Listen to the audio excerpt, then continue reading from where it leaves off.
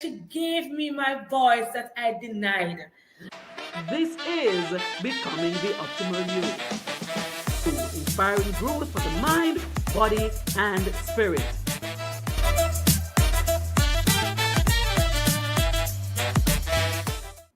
Welcome to Becoming the Optimal You, where we inspire growth for the mind, the body, and the spirit. Now, I am Minister Renae, your life coach, and I am your host, and I'm also an author and a minister of religion, and we're going to have a good conversation today. This is where we'll share real stories, real conversations, real testimonies, and information that will help to transform your life as you become your best for the glory of God. Now, for the month of October in Jamaica, the latter part, we celebrate Heroes Day. Heroes Day. Let me get my H together. Heroes Day. And so for us, we're going to be talking about heroes all through the program, right? Every day, Tuesdays through Thursdays, is going to be about heroes in different aspects, all right? So stay tuned, listen, it's going to be good. I promise you, it's going to be good. So today, no exception, we're going to be talking about who is your hero, or even who was your hero. So stay with me. My guest is coming up. It's going to be ding and donging. Let's jump into it. Good afternoon to my guest. How are you doing, my love? I am doing fantastic, Minister Renae, and I trust that you are doing well as well. I'm doing good enough. I'm trying to make the best of it, I wasn't feeling so wonderful this morning, but here I am. To God be the glory. Amen. Now, I want you to introduce yourself to the viewers and the listeners today. Good afternoon, listeners and viewers. My name is Camille Slowly. I am a mother of one child. I am a woman with a great personality. I pride myself in being a people person. I pride myself in being a servant. Servanthood is the heart of what I do, how I operate, a community builder. And I just want to say, I'm just a kingdom woman going places for the Lord. Wow. Hey, we like the sound of that. Now, with that being said, we're going to be jumping into a conversation, because if you're a kingdom woman going places for the Lord, then we want to know who has been your hero. Who has been the one who has inspired you to be this woman that you are pressing into? So let me ask a question. Who would you say is your hero and why? Okay, so if we were to start at the beginning of my journey, my Christian journey, then I would have multiple persons. But as I think about who is my hero and the pivotal point of my life that would have brought me here, sitting with you with this confidence, saying I'm a kingdom woman and I'm going places for the Lord, I would have to say my hero is indeed Tamika Davis, attorney at law and former member of parliament for the Hanover Western constituency. Because indeed, this confidence, this pride, this joy, I would have to give her the credit for that. Beautiful. You didn't say before, what's the name of your church, your pastor, and if you're married? Well, the name of my church is Lucy New Testament Church of God. But if you would allow me, I just want to give credit to the Assemblies of God in Jamaica. I got baptized at that fellowship at 12 years old. Every leadership role, a majority of the leadership roles, the growth, the development are directly related to my growth at the Assemblies of God. That's where I met you, Minister Renae. That's where I met some phenomenal women, that's Auntie Natalie, Melissa, and that's where I grew spiritually. I must also say for Pastor Henzel Lysett, who when he came to Lucy, he saw something of worth, and I grew under his ministry as well. So though I'm from the New Testament Church of God, newly imprinted there, I must contribute most of my growth to the Assemblies of God. And my bishop name is Bishop Robert Williams. my shepherd, my spiritual father, my guide. And trust me, he needs another interview. But I will tell you that it's a blessing to have him in my life as well. Do you have any children? You're married? Oh, I have one child who is all of 22 years old, and I am not married. And watching that Boaz and Ruth story on Netflix, I must say I am poised to be married, and I hope Boaz is somewhere in Redland hearing me right now. Boaz! Hey, Jesus, you did a busy cross right here, so let us continue on this discussion, you see? I will want to talk about Boaz in the book. That's one of the interview. So come here. Let me say, Tamika Davidson, is it Davidson or Davis? Tamika Davis. Davis. She has really helped you to be who you are at this point. So you're safely saying that you have more than one heroes? Yes, I would say I have more than one heroes. She plays a very substantial role, a pivotal point of my life. But I will say my early years can only be contributed mostly to my mother, who grew us on nothing really but prayer, church life, the need for devotions in the morning, who we are, learning to be satisfied. I watched my mother have us prayed over one piece of cooler, put it in a tray and share it. So when it comes to a woman of God, woman of words, my mom is my hero. And I will say to you, Minister Brackett, every time I meet with you on this platform, I have to contribute hero status to you as well. You remember that period in my life when I was this confused young girl. I didn't know where I was. I didn't know who I am. I stopped serving at church. I couldn't identify myself. And you would just text, you would just listen. You didn't, and I learned that you didn't try to take sides. You just guide me along. And every journey that you have been on, you have hit me on that side. And I am a better woman today because you played a vital role as well. So I'm blessed. I'm blessed. You are. Because some people only have one hero. You have several. You are indeed blessed. But let me say, can you share one story or memory that shows why Tamika means so much to you? Yes. So coming from my journey, I would have spent 16 years in the BPO industry as a payroll coordinator. I would have known one side of life. I would also I was going through a lot of stuff, financially especially. I was unassuming. I know I have talent. I know all of that, but I was just lost. And when I met her at a runoff that she was to be the candidate. And I remember she whispered in my ears and she said, "You're going to be my right hand." I did not buy it because I said, politicians talk anything. But I tell you, she sought me out, and more so, she carried me along as a right hand, she said, and she positioned me in places and had that confidence in me that I didn't have. She always said me slowly, "You just don't know your worth. You don't even know how great you are." And she would just place me in rooms, Minister Renae, like she would send me to represent her at government functions.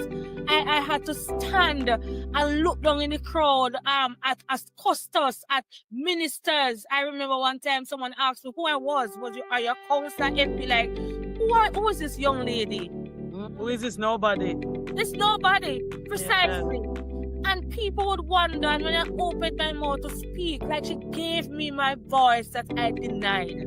Like she heard my voice, she believed in my voice, and she gave me the opportunity to see who I am. Most of the ads that she was the first person to have me do an ad when the Prime Minister was coming. And I was saying, "Me?" And she said, "Yes, you can do it." So trust me, when I say she played a pivotal role, the major part of it was letting me recognize my voice, what I have, what God has blessed me with, and she allowed me to use it. She wasn't intimidated. People just give her great comments. Oh, you were represented so well. And she allowed me to just flourish in that and allowed me to grow so much. And I love that. yes. And that is really hero kind of behavior, you know, because a lot of times people don't want to steal their shine. They believe that if they put you here, you're going to minimize them and they're not going to shine. But she didn't care about shining. She cared about, and I love what you said, she gave you your voice, or she caused you to see or hear your voice. I love that. That woman is truly a hero. She deserves hero status, so true, really. But let me ask you, you spoke of the different values and stuff that you've learned and acquired since being around this individual. As it relates to your life values, has she impacted how you looked at life? Yes, she does. I will confess that I won't say I am. I used to be very negative. Like, I couldn't even recognize it until she pointed it out to me. I didn't speak positive. I didn't speak life. Even when there was a problem, I could only see the bad outcome. And when she pointed it out to me, because we'll have these raw, real conversations, I trusted her with talking to me. And when she would say, Miss Soli, you can't look on life like that. And after I started to meditate and think, I would recognize even conversations that I have with friends or whomever. I realized that I would naturally put in like a bad storyline, like we're sharing, but my storylines are always the bad ones, like sad, you know. And then I recognize that I gravitate towards that. She by her telling me, caused me to think back and why I keep on being like that person. And then she will say to me, Miss Slowly, for everything there is a solution. Don't magnify, don't worry, it will work out. And just look on life differently. And you know, even now sitting before you, those thoughts are still with me. And I still assess, I still understand and recognize when it creeps upon me. And that is changing our negative outlook, looking at things so negatively, always thinking negative, always clinging on to the sad stories. You know, this happened to me in the past, and it becomes a storyline you go to. Yeah, if you're not careful, it becomes something that you relish in. And she caused me to put a stop to it. So now when I talk about grief or anything like that, I don't talk from that place where it's negative. It must be where it helps somebody else. And that is what she has done for me. And she will just now and then share some stories of her life with me. But when she shares them, it's for me to realize that everybody has a sad story. Yes. It's what you decide to do with that story. And so my outlook, I'm just beaming in confidence. I saw her yesterday, so it will be even much better for me. I'm just grateful for that insight. And that is, don't look on life so negative. Don't be so negative. Search for the positive. Cling on to it and allow it to be your guide. But in terms of your faith as a believer, has she impacted you from a faith perspective? Yes, she have. She's a baptized Christian, and she always emphasizes baptized, water baptized. So she wants us to know that she's saved, sanctified. I would be very close to her. So, and there are things that she would have shared with me that others would not know. And I've watched this woman. I've watched her serve in politics, serve as a lawyer. But I've watched her when she gives at church. Like, when there's offering to be collected, I have to be careful because she watch how much money we give. Because she believes in this thing where you give abundantly. And then I will watch her be going through her struggles. And somehow she managed to embrace that God that we serve. And she was saying, I'm a Matthew 6 verse 33 girl. And she walks it. And even when I know what she's going through, when she greets me on a daily basis, it's a greetings to say, I'm confident that my God will provide and He will work it out. And it's not loud. It's not speaking in tongues loud. It's not, I am in everything in ministry church loud.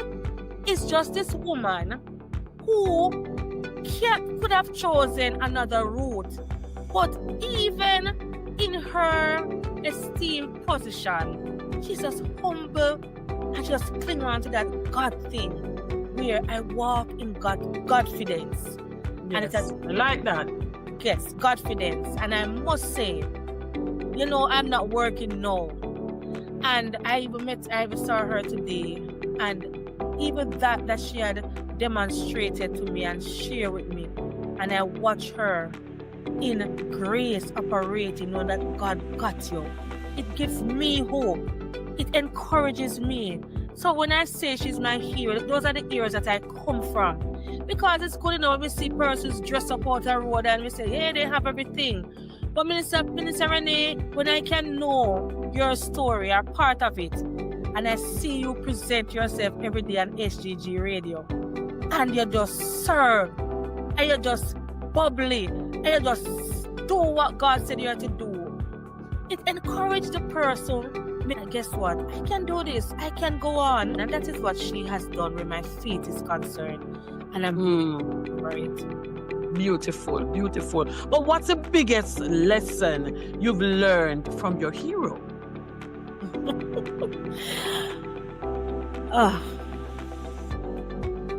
Believe in who God has called you to be. Never quit or stop doing what you're doing because of what others have to say about you. Make every decision from a position. This is what I want.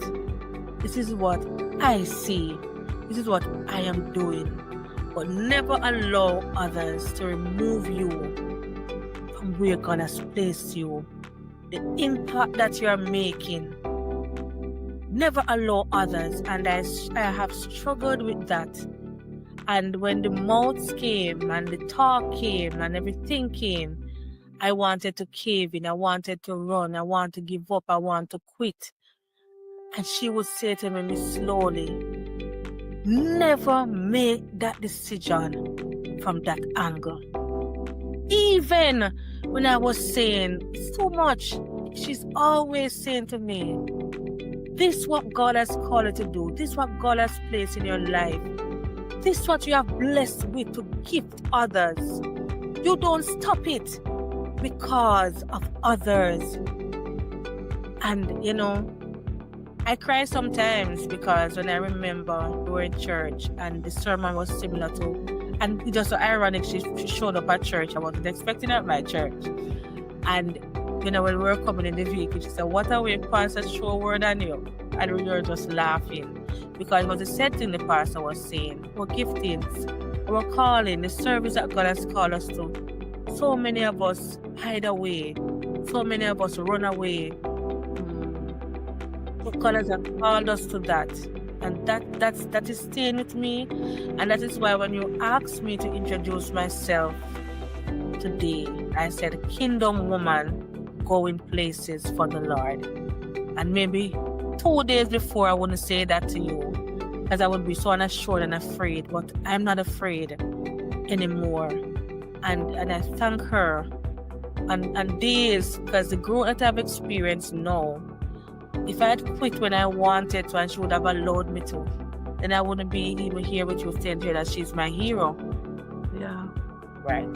Yeah. But do you try to live in a way that reflects her influence? If so, how? Yes, I do. So more than anything else, I try to ensure that I apply grace to others. And I do so because I would see her deal with people every day. Different personalities, different background, whether they're high and whether they're low. But she deals with everyone equally. She loves even on the hardest of days. I've seen things done to her, and I've watched her embrace with forgiveness and love. And I try to do that in my everydays. I see her service above self. When I talk about giving, she gives. I'm not talking about people who say they are kind. She gives. And I'm trying to be that person. I'm trying to be that similar light that lights up the lives of others in everything that I do. That grace, that level of forgiveness, the empathy for others, the consideration, the faith, the mustard seed faith. That's how I want to live my life, and that's how I want to exemplify in my community, in my church, and just to my nation. I just want to serve as though she have served selflessly. How do you honor or celebrate your leader in your daily life? As you live every day, how do you honor her? So I was thinking about this interview and I saw that question, and I want to say something that is very much true in our spaces. Our heroes are normally the strong ones, and we randomly check on our strong ones because they seem to hold us all together. So for me, I know Miss Davis, she doesn't like overly all the time just adoring our stuff like that. She doesn't like that. But for me, she will wake up one morning with a random text. Dear mentor, I call her some names and she smiles, and I remind her of who she is. If there's something great happened to me, I know it's directly related to her, I text her, thank you for doing this for me. I try to make sacrifices for her. That is why I stayed on even so long in the job that I'm in, because my loyalty was to her, and I know the important role I played in her life at that time, serve it. So I stayed. I tried to do small things to show her that I got you. So I do that every day. And I'm always, sometimes when I'm emotional or I might say something and I know it hurt her, even though she doesn't say it, I ensure that I reach back out to her and, I apologize or reassure her.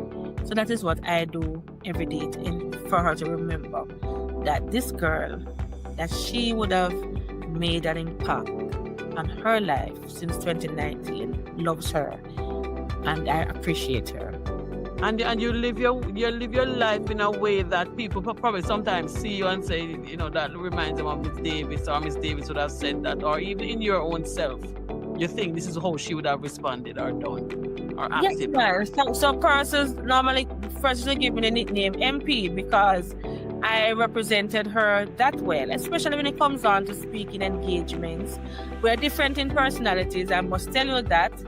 So she enjoys that part of me, that bubbly, crazy, So, but in regards to representation, people always tie us together because, when they see me representing, they know that this is the MP secretary and she has done you well. And, she carries herself. I have adopted, I started to look at myself differently, dress differently, show up differently. Yeah, man, I really, that really impacted me as well. If she was sitting before you this very moment, what would you say to her? Miss Davis, I have known you for 5 years, and you came in my life at a very pivotal time. It's a time when I did not know who I was and where I'm going or who I could have been. And you have been patient, you have been understanding, you have been assuring. And because you have taken that time to love me unconditionally, It's the first in my entire life I did not have to do anything for somebody to earn that love. Normally, I have to work, I have to give, I think I have to do something, but you love me without reasons. And I want to let you know that as long as I'm here, I will always be here for you. And my job is to make you proud as how you have made me proud. And proud to say I serve alongside one of the strongest, kindest, and most beautiful women in Jamaica. And trust me, I wanted everybody else to know who you actually is as a person. But I know the Lord's will is here, He's still with you, and He will allow you to serve in another area that will be seen, because you're all about service. And I really love you from my heart. Man, we start a ball on this thing, you know. Watch yourself. But people live and exist every day. People go about their different businesses and do whatever they want to do with their lives. But what advice would you give to others about finding and appreciating their heroes? Because I mean, you've been really impacted by several persons, but more so Miss Davis, right? What would you say to individuals who probably think they don't need somebody to emulate, they don't need somebody, but if they do by chance, they don't say to them, what would you say to them about finding a hero and appreciating the hero that they actually have? I would say, if you look biblically, for every great person that would have matriculated or advanced to a higher level, the Lord placed someone in that individual's life. Talk about David. It was David and Jonathan. We talk about Elijah and Elisha. We can talk about Solomon and David as a father and son. Talk about Ruth and Naomi. And the fact is that God always sends us someone. It's for us to recognize that person. It's for us to open our eyes. Sometimes we take people for granted. Sometimes because Minister Renae is always there praying. Sometimes because I can always call her and she answers. And I don't recognize that, hey, I wonder when I call her if she was even busy. But she stopped what she was doing to accommodate me. I am saying that person is already in your life. Already in your life. Because God doesn't send us on an ambitious, purpose-filled journey without that person. He showed us with Moses when he sent Aaron and Joshua to hold up his hand. Because he always sent heroes. And they may not look like our typical hero that we want them to look like. It can be our mother who sells in the market. But whenever you have baking at school, she gets up early and she bake the food before she goes to the market early. It can be your child. That child, through thick and thin, always understands. Because somebody younger than you can be a hero, always understands, always wipe the tears, always say, Mommy, Daddy, it's going to be okay. They are there. They are there. Stop for a minute today. Think about the journey that you have been on. And think about that one or two persons who you can always count on. Who even a mess up, even when you're down to your lowest point, you can call and say, hey, I did this, and that person will say, don't worry yourself, it's what you do from there. Find that person, even buy a sweetie, a bag juice, wrap it up, and say, I thank you and I love you. And from there, appreciate that person in your everyday life. Wow. Wow, wow, wow, wow, wow, wow, wow. That is a good way to say thank you. Thank you. Thank you so much for joining me today, Miss Slowly. I really appreciate it. And you said you made some good points now. Like when you said that she gave you your voice. Yeah. You know, that for me is the very powerful point. She gave you your voice, you know, and that child can be your hero. Sometimes people don't realize that. But thank you so much for joining me today. I appreciate you. We know we have more conversations coming up. This is just one of the many. God bless you and enjoy the rest of your afternoon. God bless you and thank you for having me as always. It was my pleasure. Blessing. Let me tell you something, people. Let me tell you. I love having these conversations. I trust that your heart was blessed, you were encouraged, and it gave you some things to think about. You know, how do you respond to your hero? Do you have a hero? Does your hero even know that they're your hero? If it is someone that you can tell, have you appreciated them? Have you done anything for them to even know this is how you feel? Something to think about. And don't forget to like, share, and subscribe so others can grow too. Yes?